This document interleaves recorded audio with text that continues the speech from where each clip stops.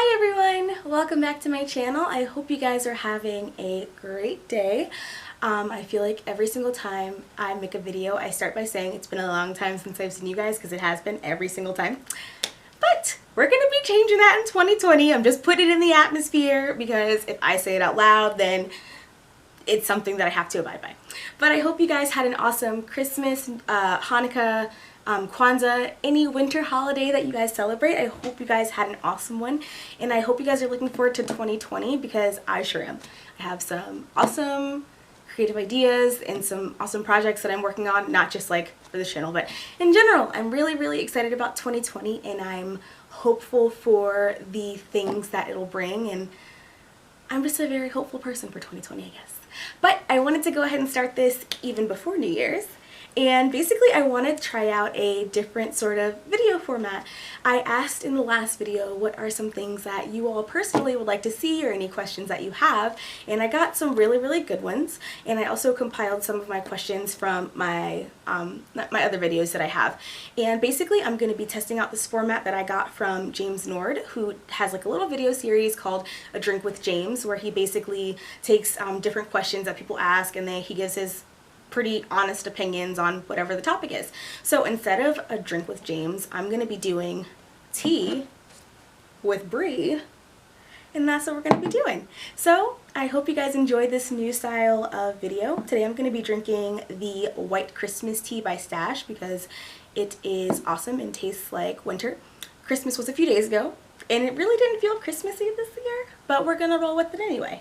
So yeah, today I'm going to be starting things off with something that I'm asked very often, and that is, what is it like to be a black woman, not only in programming but in the technology industry as a whole. So if you guys are interested, then go ahead and keep on watching, and if you like this style of video, then go ahead and let me know in the comments, and if you don't, feel free to recommend something different. I'm open to all sorts of ideas, and I definitely just want to communicate with you guys and answer the questions in a way that you feel you'll be able to accept the information.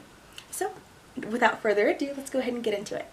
So side note, if you see me looking down, it's because I have some notes, because I feel like this question specifically is very loaded, and whenever I start talking about it, I feel like I have exactly what I want to say, and then I realize I have gone on like 9 different tangents. So this way my thoughts are just like written down and nice and concise. So again, if you see me like looking down, that's what it is. And I feel like this question has like different, I guess, like subtopics in it, and it can be taken like multiple different ways, so I just want to make sure that I'm covering all my bases.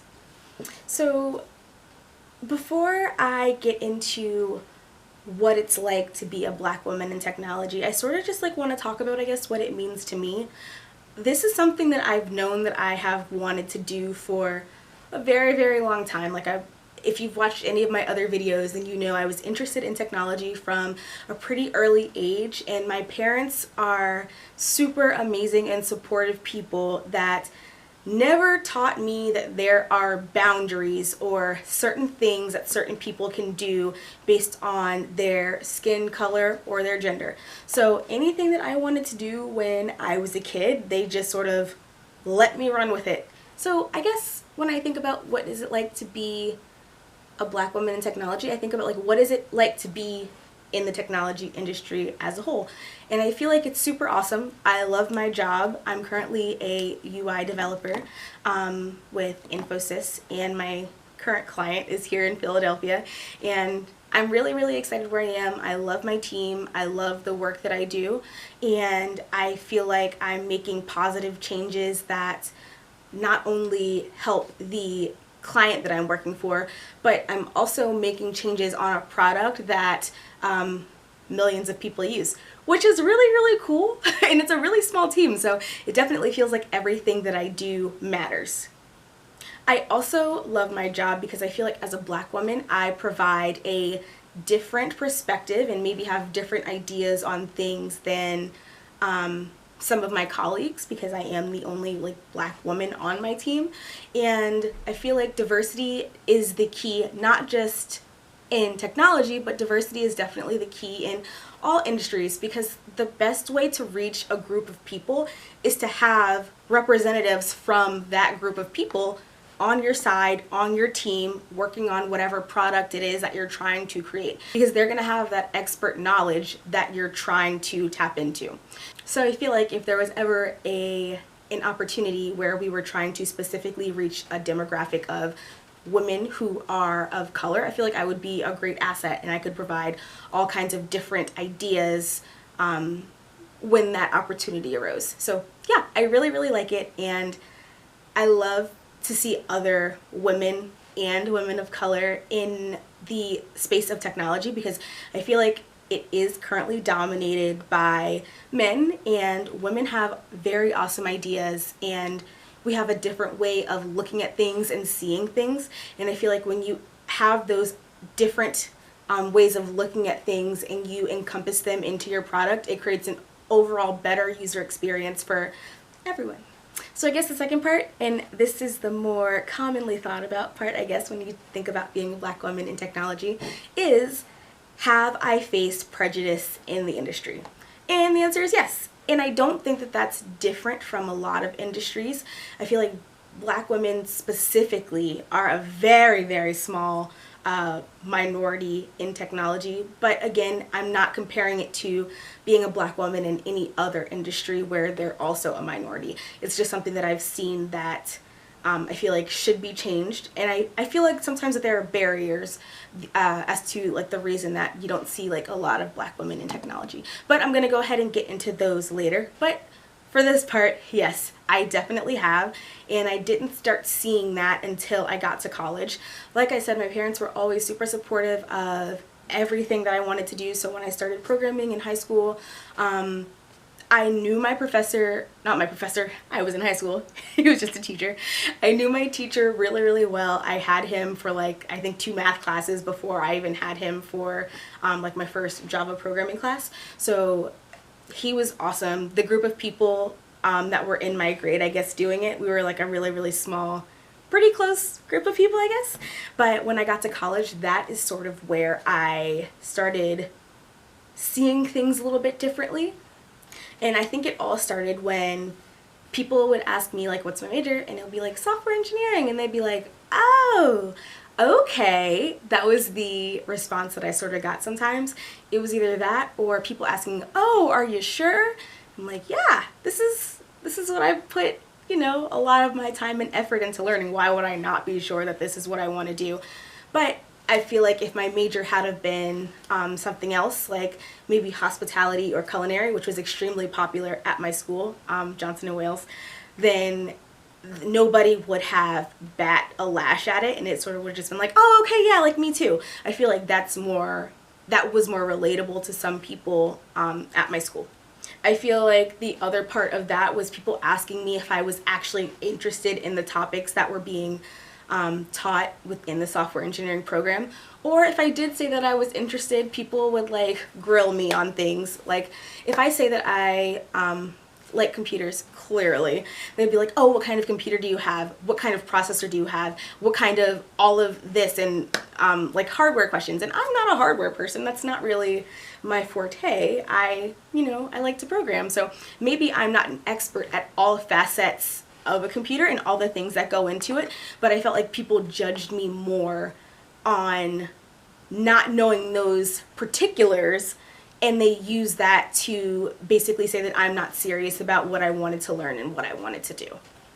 Also in college, I think that it was a combination of me being pretty young, because in my freshman year of college I was 16, so I feel like me being pretty young and then me being me, I feel like I was ostracized a little bit from group projects. So whenever group projects came around and we had to work with people, I feel like I'm a pretty friendly individual and I am not a hard person to approach, but somehow I always found myself either working by myself or like begging people to work with me. Or when we were working on group projects, because people had to just go ahead and accept me in, I sort of felt like they would not allow me to take on different chunks of work that I knew I could do and submit, like my full portion. Like if there's 4 people in a group, everybody has 25% to do.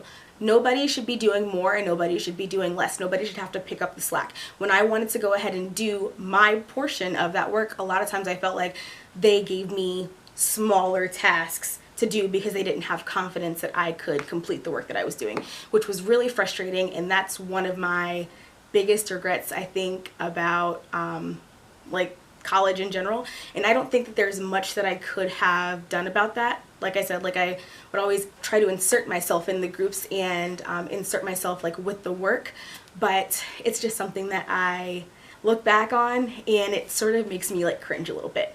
I feel like those experiences specifically sort of brought me down, but it was nothing that was gonna stop me. I was already going in, I already knew what I wanted to do, and there was a certain point where I knew who my friends were, and I knew that these people in my major and in my classes, they might not have been friendly, but I just had to go ahead and get along with them so I could pass whatever class it is and then just get on with my life and do what I wanted to do. So it was sort of a situation where I just had to put my head down, do what I gotta do, and get out. Interviews are definitely another spot where I felt like I was being tripped up a little bit, and it's not even interviews specifically in technology. This is something that I've actually dealt with my whole entire life, like from the time that I was able to walk and talk. And it is the phenomena that when you talk to somebody on the phone for the first time and you've never met them, you've never seen them, you have a very specific depiction sometimes. I usually don't, I usually talk to people, but sometimes people have a very specific depiction of what that person looks like that they're talking to. And if you've never seen me before and you've only talked to me on the phone, you might see me differently than what I actually look like. Again, like I said, this has plagued me my whole entire life. People used to call my house phone when those were actually a thing, and they would be calling like for my mom, and I would answer the phone and they're like, ooh, I don't have the right household. But I'm like, yeah, no, my mom's here. And come to find out, they thought that I was a different race than what I actually am. I feel like a lot of people from my own race, not taunt, well, no, they did taunt sometimes, but they have a certain depiction of what you should speak like and what your voice should sound like based on the color of your skin. And there are so many different dialects here in the US, just like there are all over the world. And I feel like I don't fit a lot of people's expectation of what I should speak like. So in interviews, I would talk to them on the phone, they would see my resume, see my work, everything like that. And then I would get in front of somebody and it sometimes felt like I was railroading them, like they weren't expecting to see the person that they talked to on the phone and the resume that they had in front of them. And I feel like because I didn't fit that description, sometimes they were a little bit hesitant or maybe asked more questions to make sure that they had actually like nailed down the right person. And of course I didn't feel like that was fair all the time, but I definitely have experienced that a lot, and it's extremely annoying, and I don't think, again, that there's anything that I could do to resolve that. I can't, change anybody's expectations of what they feel like I should be like, just like based on my voice. But even in like sit down interviews when we're face to face, for certain roles, I feel like I was asked questions about things that didn't necessarily even pertain to the role. If I was applying for a UI role, which did happen, the interviewer asked me about different cloud technologies and different backend technologies. Now, I know how like some of those work, but if my role is specifically a UI role where I'm doing front-end web development, you should understand conceptually, I feel like, how a lot of those things happen, but I shouldn't be asked specific configuration questions about how to set up things on AWS, because that isn't relevant to my position. And I feel like those questions were used to weed me out or put me out of the running when they weren't relevant. But again, these are, of course, all my opinions, and these are only my experiences, and I can never say what happened for someone else. So I feel like the last part of my prejudice that I can talk about is on the job, like what I've actually dealt with when I'm working. I had a supervisor who did not like my ideas whenever they came from me, did not like my code whenever it came from me, did not like my end results whenever it came from me. If it came from somebody else, one of my other team members, and they took the credit for my work, which happened often, then it would be fine, and they would be raving about it, and they would love it, and they would be so happy with it. And then if they found out that it came from me, all of a sudden it needed to be reworked, or it needed to be changed, or it needed to be critiqued by someone else. And I think that was like the worst feeling ever, is to know, once I figured it out, what was going on, that they just despised me so much for whatever reason. And of course I can't specifically say whether it was racism or whether it was because I'm a woman, but I am gonna say I was the only black woman on that team. And it never happened to anybody else. I think my one big tip for on the job is don't let people try to disguise their personal dissatisfaction as criticism, because they're very, very different. And it happened to me, and it made me so sad. And I don't want to say I was like depressed, but I was in a very, very bad mental space. And you definitely should talk to HR or whoever is appointed to go ahead and help you with those problems. But that happened a really long time ago. But even though it happened a long time ago, I feel like it's something that has defined how I work and how I interact with my team members. So I hope you don't feel like that was a session of me just bashing people or anything like that. Of course, for every one bad person, there's a million great people, and a lot of times all it takes is one bad person to leave a bad taste in your mouth, or to feel like they can tell you what you can and can't do. And at the end of the day, they can't. They're one person, and they don't live your life. They don't walk in your shoes. Don't give them the power over you to switch your career goals. So the other thing that I want to talk about is why I feel like there aren't a lot of black women in technology, or just like women of color in technology.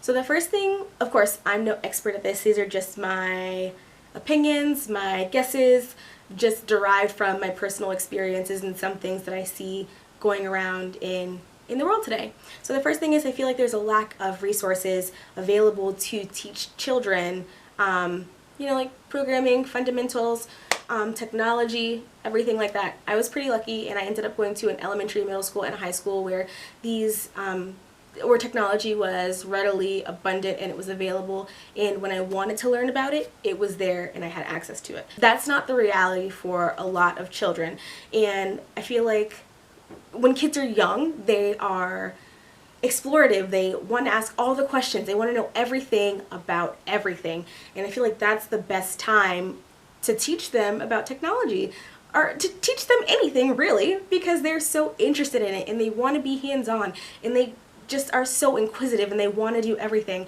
And I feel like it's a missed opportunity to not have the resources in the schools or in the community where they can have that hands-on experience. A lot of the things that you learn in technology can help you with your math, with your science, because they're interchangeable, because you can use them all together. And I feel like that is a gap that I would love to see bridged. And that's something that I am becoming more increasingly passionate about, especially as I want to have kids of my own, is making sure that everybody has the tools and resources that they need to be successful in whatever dream they have, whatever they want to do. So I feel like some of it also could be lack of family support. Sometimes your family can be the very reason that you don't end up doing something, because sometimes people are worried about what their parents are going to say, what their family is going to think. And for me, I did have some people, of course, who, when I told them what I wanted to do, engineering, technology, I'm like, oh, why do you want to do that? That's like a white man thing. And I'm like, no, it's not. It's an everyone thing. Everybody uses their phone. Everybody has technology. Everybody uses it. If everybody uses it and everybody needs it, then it's an everyone thing. It's not a one person thing. Thank you. I guess the stereotypes of what people who work in technology are, or what they do. And I know that you've seen, and it's something that irks me. On Instagram, I'm always seeing things that are like, oh, just go ahead and slide the pizza under the door for the programmer who's sitting in the dark with their hoodie on and they're doing nothing but coding. That's not the daily life of a programmer, and I really want to know who those people are that think that. Or the things on Instagram that are like a super tricked out I guess, like set up for their gaming PC and everything like that. And then there's like makeup, and it's like, oh, which one would you choose? Why can't I have both? There's no rule that says that I can't like technology and I can't like things that are super feminine. So I feel like there's a lot of stereotypes that put you in one bracket, and I am such an example of why I don't fit one bracket. I don't fit one stereotype. I don't fit one thing. I like and I'm very interested in so many different things. And that's what we all are. Just because you like programming and technology doesn't mean that you can't like food. Because that's something that I've also been doing, the reason for my lack of videos, I guess, because I've been putting a lot of time into a food blog. That's something that I can really like. I like to do makeup. I like to, you know, go out and explore. I want to do photography, which I think is, you know, it's not there for me yet, but I'm working on it. But there are so many different things that I like to do, and I know if I'm like that there are so many people who are like that. You are not defined by your love for technology. You're not defined by your job. You're not defined by your career. You're not defined by one thing. We are defined by so many different things, and we're such a diverse group of people, which is why we need more diversity in technology. We need more diversity in this industry. So I guess I'm gonna go ahead and wrap things up here with my tips for you. So number one is be confident. Don't let anybody steal your thunder. Don't let anybody sway your decisions or take away your dreams by telling you that you don't fit a certain mold of what they want you to be. If one door closes, you go find another one and you open it. You mash it down if you have to. Don't let somebody close your door and take away all of your opportunities. You always have the upper hand. And do what you love, even if it means that you're the only person who looks like you. And that's something that I struggled with for a long time.